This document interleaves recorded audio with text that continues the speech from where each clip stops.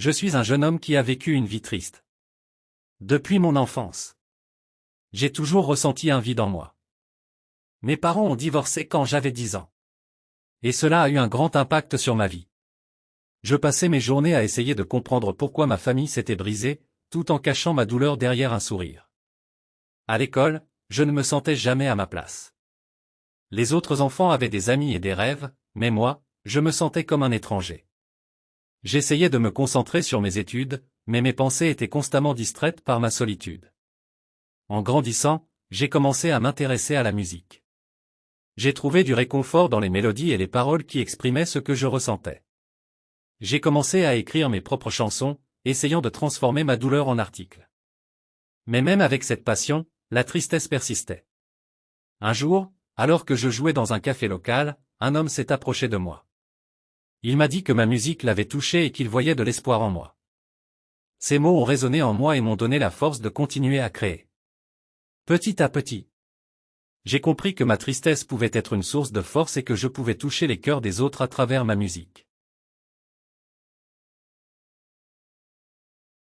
Je suis un jeune homme qui a vécu une vie triste.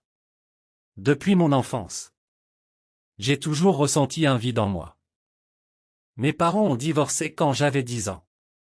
Et cela a eu un grand impact sur ma vie. Je passais mes journées à essayer de comprendre pourquoi ma famille s'était brisée, tout en cachant ma douleur derrière un sourire. À l'école, je ne me sentais jamais à ma place. Les autres enfants avaient des amis et des rêves, mais moi, je me sentais comme un étranger.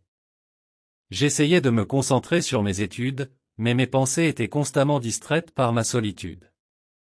En grandissant, j'ai commencé à m'intéresser à la musique. J'ai trouvé du réconfort dans les mélodies et les paroles qui exprimaient ce que je ressentais.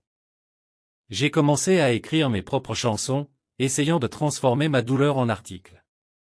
Mais même avec cette passion, la tristesse persistait.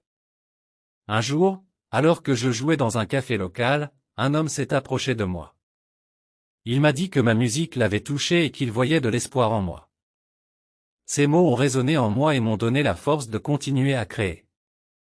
Petit à petit, j'ai compris que ma tristesse pouvait être une source de force et que je pouvais toucher les cœurs des autres à travers ma musique.